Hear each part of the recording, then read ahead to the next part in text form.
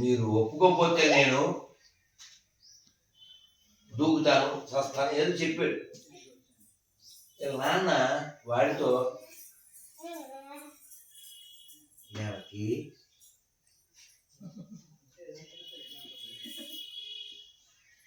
వాళ్ళ నాన్న నీ ఇష్టం వచ్చాడు చావు, నాకు చెప్పకో అన్నాడు. ఇప్పుడు పర్మిషన్ ఇచ్చినట్ట? చెప్పండి చెప్పండి. నీ ఇష్టం వచ్చాడు చావు అన్నాడుగా, అదేనా ఉద్దేశం? నాకు ఇష్టం లేదు కదా, అది వాస్తవం. యాటిట్యూడ్ గమనించాలి, వెనకాల ఉద్దేశం గమనించాలి.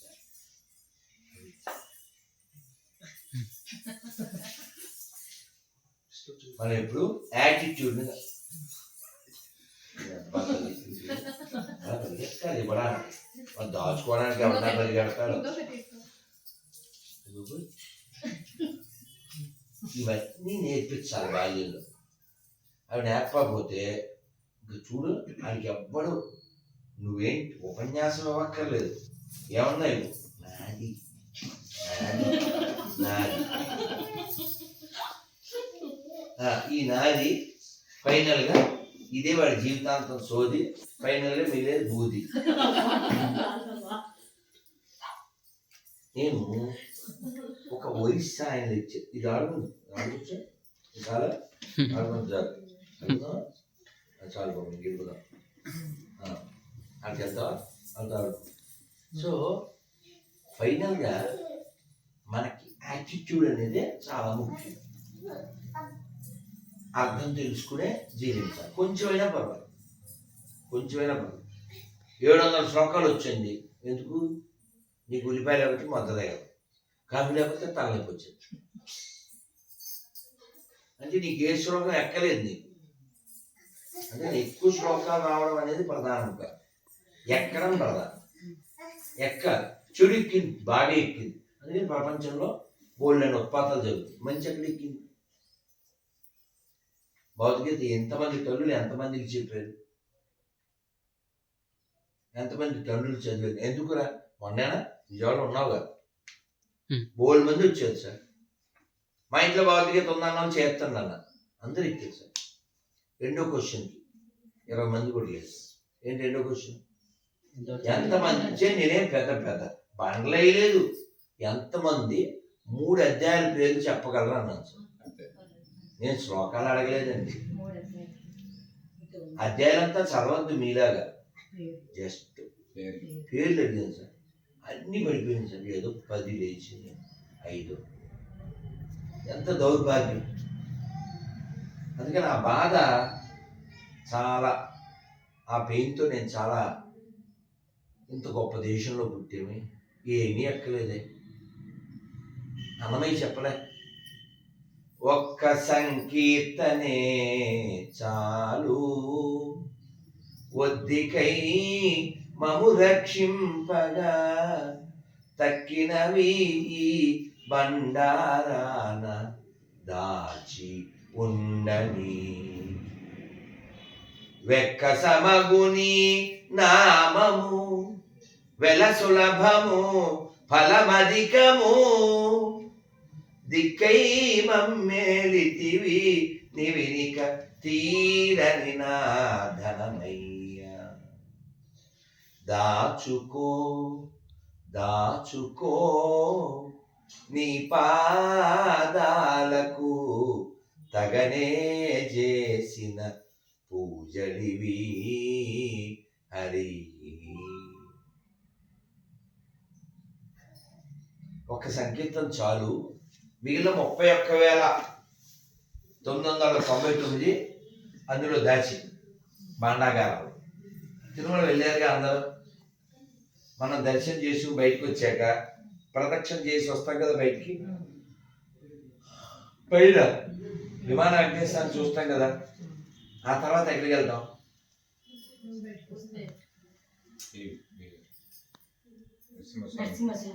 నరసింహస్వామి దగ్గరికి వెళ్ళకముందు ఎక్కడికి వెళ్తాం? రామానుజాచార్యులకి ఎదురుగా ఉంది ఉండి అవునా? విమానం దేశాన్ని చూస్తాం. మాలాంటి వాళ్ళకి ఏదో ప్రోటోకాల్ దేశం అయితే సబేరాలోకి వెళ్తాం.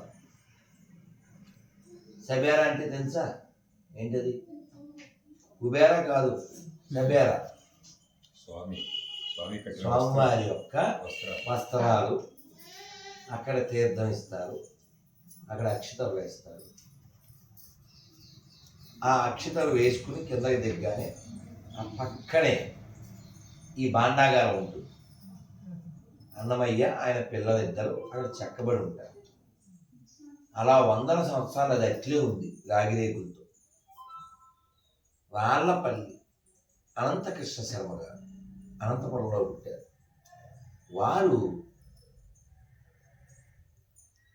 వారికో పివిఆర్కే ప్రసాద్ గారికో ఎవరికో సందేహం వచ్చింది, లోపల ఏదో ఉంది. దాన్ని తొలగించి రాళ్ళు చూస్తే 14,000 సంకీర్తనలు లభించింది. మీరు ఒక్కసారి గరిమెల్ల బాలకృష్ణ ప్రసాద్ గారి అన్నమయ్య అనంతరాగాలు వినండి. ఎక్కడో నా హార్డ్ డిస్క్లో ఉంటుంది, హృదయం అంతా కరిగిపోతుంది. రాళ్లపల్లి అనంతకృష్ణ శర్మ గారి 100వ జయంతి వత్సరానికి కామిశెట్టి శ్రీనివాసులు గారు వ్యాఖ్యానం చేసి, ఆ వ్యాఖ్యానం తర్వాత ఈ కీర్తనలు వస్తాయి. మీరు ఏడవకపోతే నన్ను అడగరు, మీ కళ్ళ నీళ్లు రాకపోతే. అంత అద్భుతమైనటువంటి వ్యాఖ్యానం. అన్నమయ్య కీర్తనలు ఎన్నో చెప్తారు. అనంతరాగాలు యూట్యూబ్లో కొడితే వచ్చి రావట్లేదు. వస్తే బాగుంది. ఆ వ్యాఖ్యానం అద్భుతంగా ఉంటుంది. కామిశెట్టి శ్రీనివాస్ గారు నేను ప్రత్యక్షంగా కలిసి, గరిమెల్ల వారిని కూడా కలిసి విమానంలో ప్రయాణం కూడా చేశాం. అసలు అన్నమయ్య పాదాల గురించి చెప్తారు.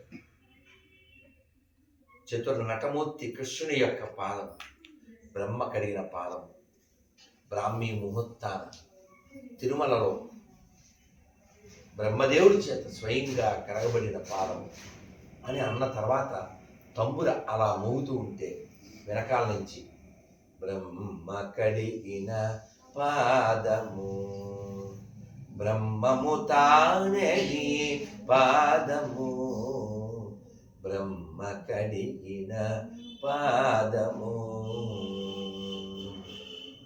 చలగి వసుద గులిచిన నీ పాదము, బలితల మోపిన పాదము, చలగి వసుద గులిచిన నీ పాదము, బలితల మోపిన పాదము, తలకక గగనము తన్నిన పాదము, తలకక గగనము తన్నిన పాదము, బలరిపుగాచిన పాదము, బలరిపుగాచిన పాదము, బ్రహ్మ కడిగిన పాదము. అలాగే ఈ అనంతరాగాల్లో మనం అందరం భగవంతుడు ఎంత ఎదురు చూస్తున్నాడో తెలియకుండా ఈ గత్తలో ఈ యొక్క కోట చుట్టూ ఉంటాయి కందకాలు, వాటిలో పడిపోతున్నాం. ఈ సంసారం అనే మొసలు తినేస్తుంది అని బాధపడుతుంది. అంటే నేను ఆకలి వేసి బ్యాగ్ సర్దుకుంటూ ఏదైనా బ్యాగులో తినేది ఉంటే చూద్దామని దాదాపు 15 ఏళ్ల క్రితం, ఆ వెతికే సమయం నాకు వ్యర్థం చేయడం ఇష్టం ఉండదు కాబట్టి వింటూ వెతుక్కుందామని ఆన్ చేశాను. ఈ అన్నమయ్య అనంతరాగాలు వచ్చింది. నేను ఆకలి మర్చిపోయాను. అలా బొమ్మలా 2 గంటల పైన కూర్చునిపోయాను ఈ కీర్తన విని. ఆ విషయం నేను గరిమెల్ల వారితో చెప్పాను, బాలకృష్ణ ప్రసాద్ గారు. ఏంటి ఆ కీర్తన? ఎంత కాలము కదా ఈ దేహ ధారణము, చింతా పరంపరల చిక్కుబడవలసే, ఎంత కాలము కదా ఈ దేహ ధారణము చింతా పరంపరల చిక్కుబడవలసే అతని కరుణారసంబు అబ్బకున్న కగదా బతిమాలి పరుగడల పారాడవలసే. అన్నమయ్య బాధ అంతా అందులో ఉంటుంది. అతని కరుణారసంబు అబ్బకుండా ఆయన యొక్క చూపు మన మీద పడకపోతే బతిమాలి పలుగడల పారాడవలసే. ఎన్నో గుమ్మాల్లో నువ్వు పుట్టవలసి వస్తుంది. ఎందుకు ఉంటావు ఈ శరీరంలో? ఎంతకాలం ఉంటావు? ఎవరికి కావాలి? అన్నమయ్య బాధ ఎవరికి కావాలి? ఎవరో చెప్పారు, కాళోజీ అనుకుంటా.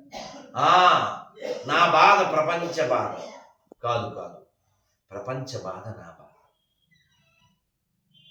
ఎంత గొప్ప మాట. నేను మీ కార్డు ఇచ్చాను కదా సార్, ఎవరున్నారు చూడండి నా కార్డు మీద.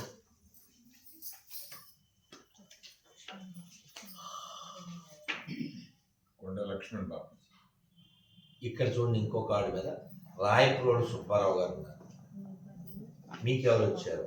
మీకెవరు వచ్చారా? నీకు సివి రామ. అలా నా కార్డుల మీద అంతా తెలుగువారు. ఈయన ఒక మీకు కొండా లక్ష్మణ బాబుజీ, అలాగే చిత్తూరు నాగయ్య గారు. నేను ఇలా తెలుగు వైభవాన్ని చాటాలని చెప్పి దేవుళ్ళను కొట్టించాను. నేను ఎంత గొప్ప వాళ్ళకి మనం వారసులం. ఈ పిల్ల తెలుగు అమ్మాయి కాదు కానీ సీతలాదేవి, ఇండియన్ పారా ఆర్చర్. చేతులు లేవు ఆ పిల్లకి, 20 ఏళ్ళు లేవు. కాళ్ళతో బాణాలు వేసి ఒలింపిక్లో దేశం పరువు నిలబెట్టి, మనకు అన్నీ బాగున్న అమ్మాయిలేమో ఒళ్ళు చూపించుకుంటూ రీల్స్ చేసి మా ఒళ్ళు మా సెల్లం అని అక్కర్లేని కబుర్లు ఏవి చెప్తున్నారు. ఏదో పుణ్యానికి పాపం శివాజీ లాంటి వాడు నిండుగా బట్టలు కట్టుకోండి అంటే ఓ తినేస్తున్నారు. ఎందుకని? వీడియోల కంటే ఒడువులు తీయడమే ఎక్కువైపోయింది. కాబట్టి సమాజం బాగుండాలంటే తల్లులు బాగుండాలి. తల్లుల చేతిలో ఉంది. శివాజీ ఎక్కడ తయారయ్యాడు?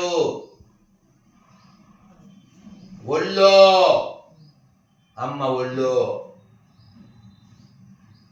ఓ పిల్లోడు ఇంటికి వచ్చాడు ఏడుస్తూ, 10-12 ఏళ్ళ పిల్లోడు, ఇంకా చిన్నోడు. వాళ్ళ అమ్మ అడిగింది, ఎందుకు నాయన ఏడుస్తున్నావు అంటే, అమ్మ స్కూల్లో నువ్వు పెద్దయ్యాక ఏమవుతావు అని అడిగారు. అందరూ డాక్టరు, లాయరు ఏదేదో చెప్పారు. మరి నువ్వేం చెప్పావు నాన్న? నేను పెద్దయ్యాక గుర్రబండి తోలుతానని చెప్పాను. మామూలు అమ్మ అయితే 4 పీకిండేది. వాడు గొప్ప అమ్మ కదా, వాడి కాళ్ళు కడుక్కోమని వాడి కళ్ళు తుడిచి వాడికి నీళ్ళు ఇచ్చి వాడిని ఊరుకోబెట్టి దేవుడి గదిలోకి తీసుకెళ్ళి భగవద్గీత చూపించి, ఇదిగో నాన్న గుర్రబండి తోలేవాళ్ళు ఇలా అవ్వాలి నాన్న, నువ్వు కూడా ఇలా గుర్రాలు తోలి లోకానికి ఉపదేశం ఇచ్చిన ఇంత గొప్పోడు అవుతావు నాన్న, జ్ఞానాన్ని పంచుతావు అంది. అమ్మ ఆశీర్వదితం కదా, ఎప్పటికీ వ్యర్థం కాలేదు. ఆయనే స్వామి వివేకానంద. పిల్లలకి అలా పాజిటివ్గా చెప్పాలి. అందుకని మంచి తల్లులు ఎక్కడి నుంచి వస్తారు? మంచి కూతుర్లు అయితే వస్తారు. రాత్రి ఎవరో సినిమా వాళ్ళతో మాట్లాడించారు ఇంట్లో. ఇప్పుడు అఖండ 2 సినిమా వచ్చిందా? ఎవరు డైరెక్టర్? ఆయనతో మాట్లాడించాను. ఇంకెవరో సినిమా వాళ్ళతో మాట్లాడించాను. ఆయన నా ఫోను ఎత్తలేకపోయారు. తర్వాత ఫోన్ చేసి, గురుగారు నన్ను క్షమించాలి, నేను గవర్నర్తో ఉన్నాను అన్నారు. భలేవారు, పర్వాలేదు. ఆయన 5 రోజులు ఫోన్ చేస్తే నేను 5 రోజులకి రిప్లై ఇచ్చాను. మరి ఏం చేయను? నా పరుగులు నావి, వారి పరుగులు వారి. నేను వారితో మాట్లాడించేటప్పుడు లక్ష్మి అంతా నిజమేనా అలా అని వారితో అంది. అదేం లేదమ్మా అని చాలా వినయంగానే రిప్లై ఇచ్చాను. అయిపోయిన తర్వాత పిల్లలతో లక్ష్మి సరదాగా నేను విఐపి అయిపోతున్నాను అంది. అంటే నేనన్నాను, అమ్మ నువ్వు ఎప్పుడో విఐపి అమ్మా, నువ్వు మంచి కూతురివిరా, నువ్వు మంచి కోడలివి, నువ్వు మంచి భార్యవి, నువ్వు మంచి అమ్మవి, అంతకంటే విఐపీలు ఎవరున్నారు భూమి మీద? లేదా సక్సెస్ఫుల్ ఆడదంటే ఎవరు? ఈ 4 మంచి కూతురు అవ్వండి, మంచి కోడలు ఎలా అవుతుంది? మంచి కోడలే కాంది మంచి అమ్మ ఎలా అవుతుంది? మంచి భార్య కాంది మంచి అమ్మ ఎలా అవుతుంది? మంచి అమ్మ కాంది భూమికి ఏంటి? సొసైటీ నిర్మించబడవలసింది ఎక్కడ? ఇంట్లో. అమ్మ ఒంట్లో. 3 స్థానాలు మనిషిని తయారు చేశాడు. అమ్మ ఒడి, చదువుకునే బడి, దేవుడి గుడి. ఇవే తయారు చేసేది. ఇక్కడ తయారీ మిస్ అయిందా ఇంకోవాడు రాక్షసుడు అయిపోతాడు. ఎవరో పిల్ల అమెరికాలో ఉంది, వాళ్ళ అమ్మ చచ్చిపోయింది, వాళ్ళ నాన్నగారు ఒక్కరే ఉంటున్నారు. సార్ అమ్మ మేడం మీ నాన్నగారు చనిపోయారు. అయ్యో నాన్న చనిపోయాడని ఏడుస్తూ రావాలి కదా, అది పనికి మారింది. అది అంది. ఏం చేయాలి ఇప్పుడు? ఏం చేయాలి? ఎవరన్నా తగలబెడితే తగలబెట్టండి, లేకపోతే మున్సిపాలిటీ వ్యాన్లో పడేయండి. ఇప్పుడు అది అలా ఎందుకు తయారైందంటారు? ఇప్పుడు ఆడపిల్లలు సరిగా బట్టలు వేసుకోకపోవడానికి కారణం ఏంటి? అమ్మ చెప్పాలి చిన్నప్పుడు, అమ్మ కట్టు, బొట్టు, జుట్టు, అప్పుడే నువ్వు హిట్టు, అదే పట్టు అని చెప్పాలి. నువ్వు ఎప్పుడు చెప్పావు? ఏం చెప్పలేదు. బాగా చదువుకో. ఓయో రూమ్లో 17 ఏళ్ల పిల్ల ఎందుకు ఉంటుంది? 13 ఏళ్ల పిల్ల ఎందుకు ఉంటుంది? డ్రగ్స్ ఎలా అలవాటు అవుతాయి? అమ్మా జాగ్రత్తగా ఉండాలమ్మా, అందరితో మాట్లాడుతూ ఉండాలి, అందరితో స్నేహం చేయకూడదు అని చెప్పాలి. ఆడవాళ్ళలో కూడా అందరితో స్నేహం చేయకూడదు అని చెప్పాలి. అన్ని మతాలు సమానం కాదు అని చెప్పాలి. నువ్వేం చెప్పావు? నువ్వు అబద్ధం చెప్పావు. ఆ అబద్ధంలో పెద్ద అబద్ధం కూడా చెప్తానే చూడండి. మనం ఇన్నేళ్లుగా మోసపోతున్న అబద్ధం. రఘుపతి రాఘవ రాజారాం పతిత పావన సీతారాం. 3వ లైన్ ఏంటి చెప్పు స్వప్న? 3వ లైన్ 2 చెప్పాను నేను.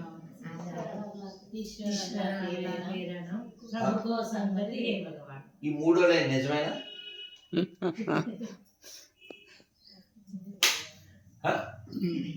ఎవడో పుట్టోడు రీమిక్స్ చేశాడు. 3వ లైన్ నిజమేనా? ఈశ్వరుడైనా అల్లాయినా ఒకటే అనే మాట నిజమేనా? రాత్రి పోస్ట్ పెట్టాను, సెల్ అక్కడ ఉంది. ఏం పోస్ట్ పెట్టాను? తెల్లవారుజాము భగవంతుణ్ణి ఏ పేరుతో అయినా పిలవచ్చు అని నేను గుళ్ళో కూర్చుని చెబుతాను. మరి మసీదులో చర్చిలో అలా చెప్పగలరా? చెబితే ప్రపంచాంతి క్షణాల్లో వస్తుంది. అందుకని నేను మీకు చెప్పేది ఏంటంటే, మీరు భౌతికత నేర్చుకోండి. 18 అధ్యాయాల్లో 18 శ్లోకాలు మీకు ఎక్కాలి. ఊరికి నోటికి వస్తే ఉపకారం. మీరు ఏదో పుణ్యం వస్తుంది, నోటికి కాదు, మనసుకి ఎక్కాలి. 12వ అధ్యాయం తెలుసా? ఏం పేరు? 12వ అధ్యాయం. నేను శ్లోకం చెప్తాను, మీరు అర్థం చెప్పాలి. మీరు అర్థం చెప్తే నేను శ్లోకం చెప్పాలి. అది తరువుగా అర్థం చేసుకోవాలి. అది ఎక్కాలి. తర్వాత తుల్య నిందా స్తుతిర్మౌని సంతుష్టో ఏన కేనచిత్ అనికేత స్థిరమతిర్ భక్తిమాన్ మే ప్రియో నర. ఏంటి దాని అర్థం ఏంటి?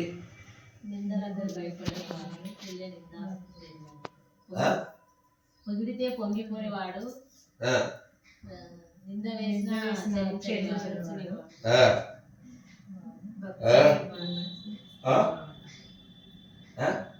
స్థిరంగా స్థిరబుద్ధితో ఉండేవాడు. పొగిడితే పొంగిపోనివాడు, తిరిగితే కృంగిపోనివాడు, స్థిరబుద్ధి గలవాడు నాకు భక్తుడు. స్వాతి.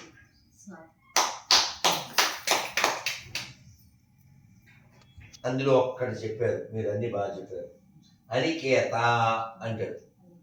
అనికేతం అంటే నికేతనం అంటే ఇల్లు. అనికేత అంటే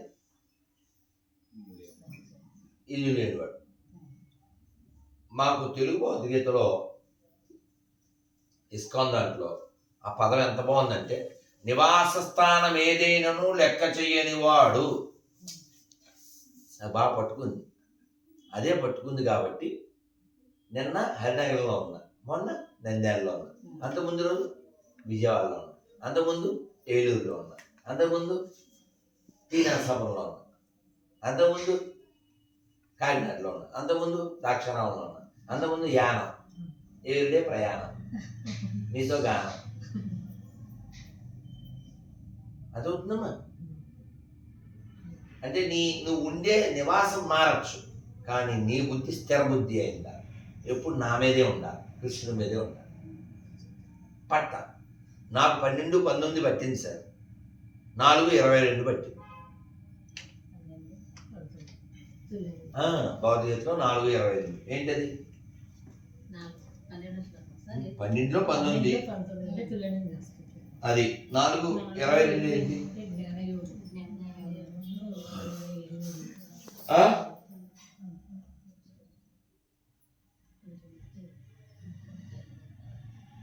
ఇది అయ్యాక వెళ్తాను నేను, ఇంకా జప ఉంది. చెప్పరా?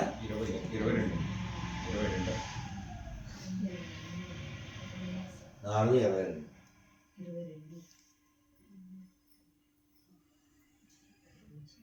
చెప్పరా? చెప్పరా?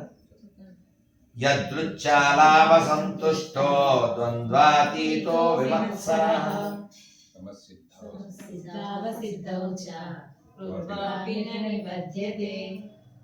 అర్థం చెప్పండి.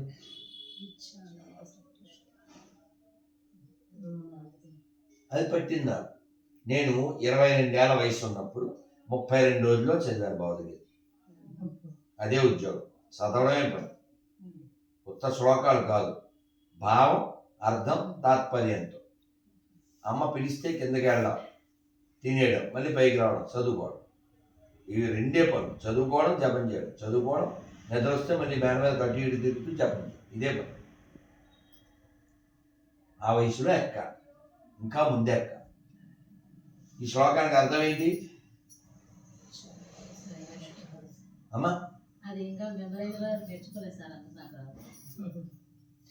యాదృచ్ఛికముగా లభించిన దానితో సంతోషించువాడు, తృప్తి నొందువాడు, అసూయ లేనివాడు, యదృచ్ఛా లాభ సంతుష్టం, ద్వంద్వం లేనివాడు, మత్సరం లేనివాడు. మత్సరం అంటే అసూయ. ఎవరో కారు కొనుక్కున్నారు, మనకు మనశ్శాంతి పోయింది అనుకో, మేడ మీదకి వెళ్తే ఆమె బండేస్తారు. వాడు కారు కొనుక్కుంటే బండేయాలంటే నేను ఎత్తి మీద బండేయాలి కదా. అది మత్సరం. మత్సరం అంటే అది భరించలేకపోవడం. ఇందా చూశాను, వాడు చెస్లో ఎవడో ఓడిపోయాడు, నిర్ణయం అనుకుంటా, గెన్నన్న ఎవరు ఆ విదేశీ ఎవరో ఒక అతను ఓడిపోయాడు. ఆ ఉక్రోషంతో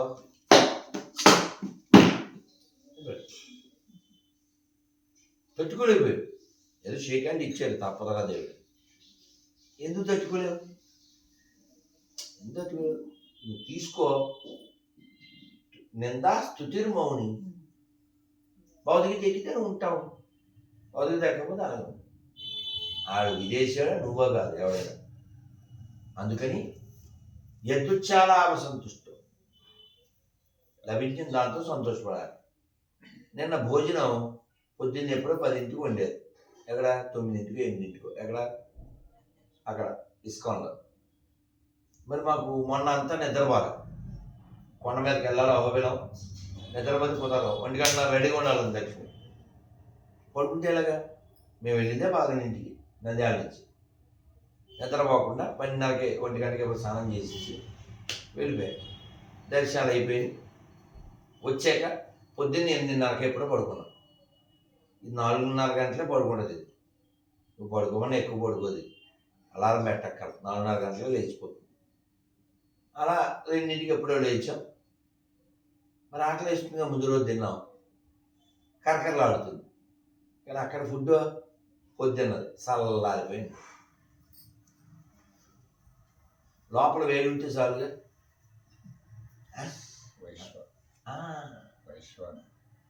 అందుకని అదే తిన్నా, వాళ్ళు అదే తిన్నా. మళ్ళీ అతుచ్చు వాళ్ళు చపాతీ తిన్నా, నేను తినలేదు. ఆవిడ ఎంతో ప్రేమతో చేసింది. ఒకటి అందే రెండాను బుద్ధి దాన్ని కొన్ని పాలు కొన్ని తీసుకుని. ఎందుకని ఏమెక్కింది నాకు? ఎద్దు చాలా ఆమె సంతృష్టి. 7 అన్నం కావాలి, ఎవరు తెస్తారు? శీతాకాలం అవబిన అడుగులో నీకు. అందుకే డిమాండ్ చేయకూడదు, సర్వైవ్ అవ్వడానికి తినాలి అంతే. నిన్న తిన్నానుగా, మళ్ళీ రేపే, ఇవాళ తినాలి. ఏమెక్కింది? జ్ఞానం ఎక్కింది. కాబట్టి నాకు 13-12 ఏళ్ళు ఉన్నప్పుడే శివరాత్రికి